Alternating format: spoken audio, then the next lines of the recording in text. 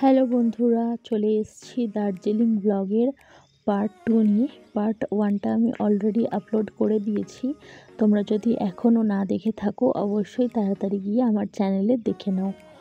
তো রাত্রিবেলা আমরা একটু গেছিলাম মেহেল রোডে। এটা কিন্তু ডে 1-এর ভিডিও। মেহেল রোড যেতে যেতে আমাদের প্রায় 8:30-9টা বেজে গেছিলো। সেই জন্য অলরেডি সব কিছু বন্ধ হয়ে গেছিলো। আমরা জাস্ট একটু চা খেয়ে চলে গেছিলাম হোটেলে, কারণ আমাদের পরের দিন ভোর 4টের সময় উঠতে হতো টাইগার হিলে যাওয়ার জন্য। তো হোটেলে গিয়ে ডিনার করে আমরা ঘুমিয়ে পড়েছিলাম খুব তাড়াতাড়ি। পরের দিন উঠেছিলাম ভোর 4টের সময়। আমাদের বেরোতে বেরোতে প্রায় ভোর 5টা বেজে গেছিলো। অনেকটাই লেট হয়ে গেছিলো, প্রায় 1 ঘন্টা। তাই জন্য আমরা যেতে যেতেই ওখানে গাড়ির এত জ্যাম হয়ে গেছিলো, গাড়িটা অনেকটা দূরে রেখে আমাদের হেঁটে হেঁটে উপরে উঠতে হয়েছিল। তো তোমরা যারা যাবে তারা কিন্তু অবশ্যই ভোর 4টের মধ্যে বেরিয়ে যাবে, তাহলে একদম সামনে গাড়ি পার্কিং করতে পারবে। আর সূর্য উঠতে উঠতে প্রায় 6:30 বেজে যায়, সেই জন্য ওখানে গিয়ে কিন্তু অনেকক্ষণই ওয়েট করতে হয় সানরাইজের জন্য। তো তোমরা যদি একটু হাঁটতে পারো নিচ থেকে ওপরে ওঠার জন্য তাহলে লেট করতে পারো, কারণ 6:30টার আগে সানরাইজ খুব সম্ভবত হয় না। যাই হোক, তো তোমরাও আমাদের সাথে সানরাইজটা এনজয় করো।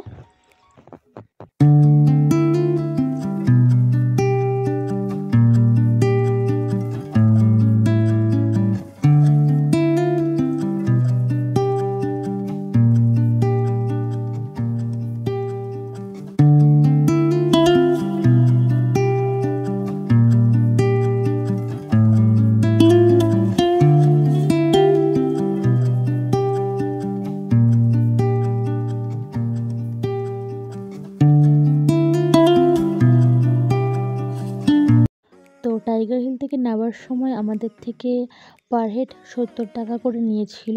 তার বিনিময়ে আমাদেরকে দুটো টিকিট দিয়েছিল, একটা 50 টাকা আর একটা 20 টাকা। তো টাইগার হিল থেকে আমরা এখন চলে এসেছি জাপানিজ টেম্পেলে। তো এই টেম্পেলটাও খুবই সুন্দর ছিল, ভিতর থেকেও সামনে থেকেও। তো ভিতর থেকে তো আমি তোমাদেরকে দেখাতে পারবো না, যেহেতু এখানে ক্যামেরা অ্যালাউ নেই, তাই তোমাদের বাইরে থেকেই দেখাচ্ছি। আশা করি তোমাদের দেখতে খুব ভালো লাগবে।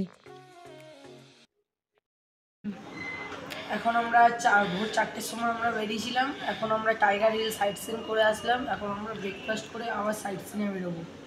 তো এখন আজকের আমাদের এখানে 3 ডিগ্রি সেলসিয়াস রয়েছে, খুব ঠান্ডা। তো আমরা হাত পা পুরো জমে গেছি, তোমরা দেখতেই পাচ্ছ। তো এখন আমরা চলে এসেছি ব্রেকফাস্ট করে হোটেল থেকে আবার সাইট সিন করার জন্য। তো ফার্স্টে আমাদের নিয়ে এলো জুতে। তো জুতে এখন আমরা টিকিট কেটে ঢুকবো। এখানে টিকিট নিল পার হেড 110 টাকা করে। তো আমরা যেহেতু প্যাকেজ করে এসেছি, সেই জন্য আমাদের breakfast, lunch and dinner hotel থেকেই প্রোভাইড করা হচ্ছে। সেই জন্য আমরা বাইরে কিন্তু কোথাও লাঞ্চ, ডিনার, ব্রেকফাস্ট এইগুলো করছি না। তো জুতে এসেই নানা রকম পশু টশু দেখলাম। ফার্স্টেই দেখতে পেলাম ভাল্লুক, ঢুকেই একদম সামনেই ভাল্লুক। তো প্রথমে তো অনেকে বলছিল এটা ফলস, বাট যখন সে নড়াচড়া করলো, হাঁটাহাঁটি করলো, তখন বুঝতে পারলাম যে না, এটা আসল। তারপর এখানে অনেক রকমের ইয়াক ছিল, অনেক রকমের হরিণ ছিল, অনেক রকমের ছাগল ছিল। তো সব কিছুর নাম আমি এখন তোমাদেরকে মনে করে করে বলতে পারবো না, তার জন্য তোমাদেরকে যেতে হবে অবশ্যই কিন্তু। তো তোমাদেরকে আমি এমনি ভিডিওর মাধ্যমে দেখাচ্ছি আমরা কি কি দেখেছি। তো আমরা এখানে ঘুরি আর তোমরাও আমাদের সাথে ঘোরো।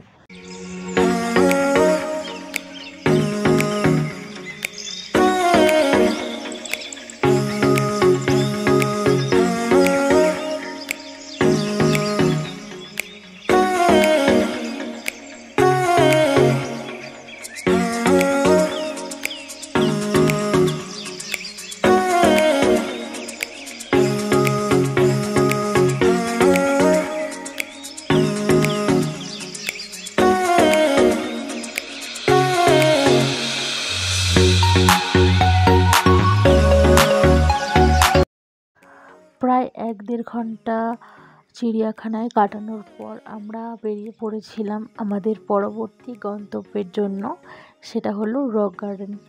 তো রক গার্ডেন যাওয়ার পথে এত সুন্দর রাস্তা পেয়েছিলাম যে চোখ সরানো যাচ্ছিল না। একদিকে সবুজ চা বাগান, একদিকে সবুজে ঘেরা পাহাড়, আকাশের দিকে তাকালে নীল আকাশ, মানে বলে বোঝানো যাবে না যে কতটা সুন্দর পরিবেশ। তোমরা অবশ্যই যাবে, আর নিজের চোখে না দেখলে এই পরিবেশটা অনুভব করা সম্ভব না। কারণ এর আগে আমিও অনেক ভিডিও দেখেছি, ভিডিওতে এইভাবে মানে এতটা অনুভব হয় না। তো এবার আমরা পৌঁছে গেছিলাম রক গার্ডেনে। রক গার্ডেনে পৌঁছে অনেক ফটো তুলেছি, অনেক ভিডিও করেছি। তো এইদিকে একটা ছোট পার্ক মতো করা ছিল, আর ওর সামনের দিকে ছিল একটা ঝর্ণা। তো ঝর্ণার জলটাই নিচ থেকে বয়ে যাচ্ছে। ঝর্ণার সামনে দাঁড়িয়েও আমরা ফটো তুলেছি, কিন্তু সেখানে ভিডিও ক্লিপস নেওয়া হয়নি। এত দূর থেকে আমি যেহেতু ভিডিওটা নিয়েছি, সেই জন্য ঝর্ণাটা দেখা যায়নি। তো আমরা চলে এসেছি পরবর্তী গন্তব্যে। এটা হচ্ছে টি গার্ডেন। এই টি গার্ডেনটার নাম আমাদেরকে ঠিকভাবে বলেনি আমাদের ড্রাইভার দাদা, তো সেই জন্য আমি তোমাদেরকে জানাতে পারলাম না।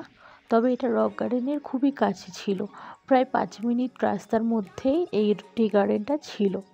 তো এই টি গার্ডেনটাও এতটাই সুন্দর, মানে পাহাড়ের মধ্যে পুরো একটা ঢালুর মধ্যে টি গার্ডেন, শুধু চা বাগান, শুধু চা পাতা গাছ, আর সাইডে সাইডে ছিল ফুল গাছ। তো এখন আমরা চলে এসেছি ঘুম মনেস্ট্রিতে। এটা হচ্ছে সবথেকে পুরনো মনেস্ট্রি দার্জিলিংয়ের, যেরকমটা আমাদেরকে ড্রাইভার দাদা বলল। তো চলো ঘুম মনেস্ট্রিতে আমরা যাই। আর ভিতরে যেহেতু ক্যামেরা অ্যালাউ নেই, সেই জন্য বাইরে থেকেই তোমাদেরকে দেখাবো।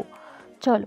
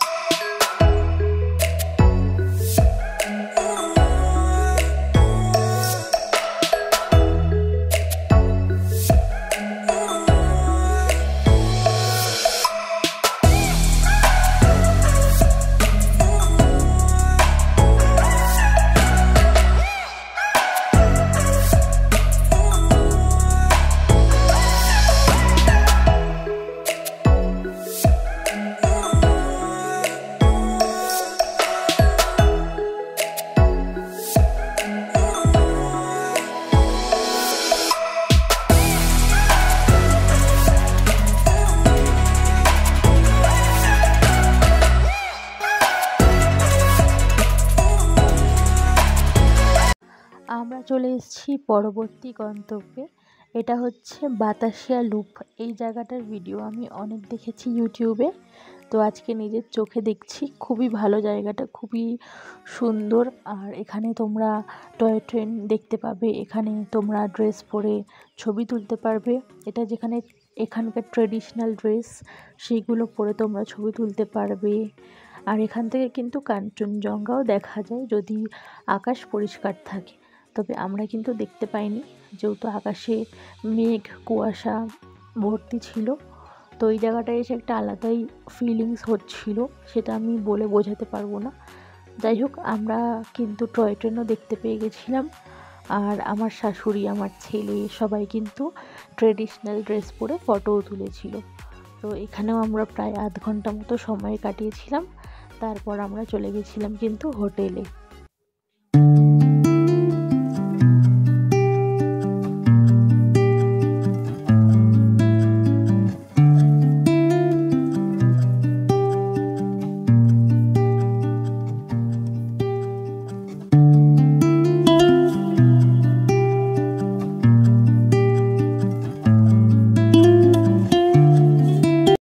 তো হোটেলে এসে আমরা একটু ফ্রেশ হয়ে নিয়েছিলাম, তারপর চলে এসেছিলাম নিচে খাবার খেতে, আমাদের লাঞ্চটা নিতে।